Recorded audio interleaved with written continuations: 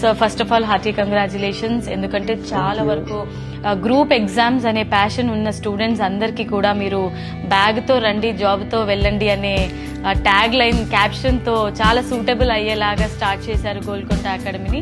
నాకు ఇన్స్పిరేషన్ అప్పుడు పూర్వపు నల్గొండ జిల్లా కలెక్టర్.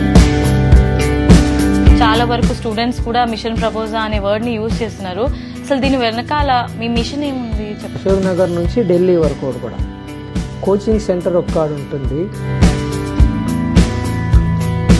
ఇప్పుడు కాంపిటేటివ్ ఎగ్జామ్స్ లో ప్రిపేర్ అవ్వాలి అని అంటే స్టూడెంట్స్ కి ఎన్ని అవర్స్ వరకు వాళ్ళు ప్రిపరేషన్ పీరియడ్ టైం? ఒక పోటీ పరీక్షలో 24/7 అదే. అసలు ఈ తెలంగాణ ఉద్యమం అనే బుక్ మీరు ఎలా రాశారు, ఎప్పుడు స్టార్ట్ చేశారు? చాలా అప్రిసియేషన్ వచ్చాయి అనుకుంటాను ఈ బుక్. తెలంగాణ రాష్ట్రం ఏర్పడిన తర్వాత ఇప్పటి వరకు ఒక గ్రూప్ 1 ఎగ్జామ్ కూడా జరగలేదు. ఇప్పుడు ఈ ఎగ్జామ్ క్రాక్ చేయాలి అని అనుకుంటే జస్ట్ ఈ ఒక్క బుక్ మన చేతిలో వెపన్ లాగా వాడితే చాలా. జస్ట్ ఈ ఒక్క బుక్ చదివి 100% ఆన్సర్స్ రాసి. ఇప్పుడు సామాన్యులు ఉంటారు, కొందరు టాలెంటెడ్ ఇంటెలిజెంట్ ఉంటారు, గ్రాస్పింగ్ పవర్ అనేది ఎక్కువ ఉంటుంది, కొందరికి తక్కువ ఉంటుంది. వాళ్ళ టైం పీరియడ్ ఎలా ఉంటుంది? 6 months మినిమం ఏకాగ్రతతో చదవగలిగితే వాళ్ళు ఈజీగా.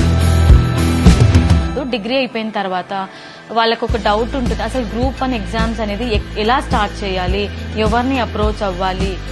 అది సాధారణంగా ఈ జనరల్ పిల్లలు ఎట్లా ఉంటారంటే, గోల్కొండ అకాడమీలో కూడా చాలా మంది సాఫ్ట్వేర్ ఎంప్లాయీస్ జాయిన్ అయినట్టున్నారు కదా. అసలు ఎందుకు ఇంత గవర్నమెంట్ ఎగ్జామ్స్ కి ఇంతలా ప్రిఫరెన్స్ అనేది ఇస్తున్నారంటారు?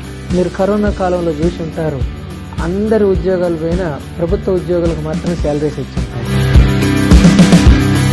సో బయట మనం చాలా ఇన్స్టిట్యూట్స్ చూసాం, మీరు చెప్పినట్టు ఉప్పల్లో ఇన్స్టిట్యూట్ ఉండొచ్చు, దిల్సుఖ్ నగర్ లో ఉండొచ్చు, అమీర్పేటలో. బట్ గోల్కొండ ఇన్స్టిట్యూట్ లో ప్రత్యేకత ఏముంది? ఇప్పుడు మన దగ్గరికి వన్ ఇయర్ వచ్చారు అని అంటే ఏదో ఒక జాబ్ కొట్టుకొని వెళ్ళిపోతారు.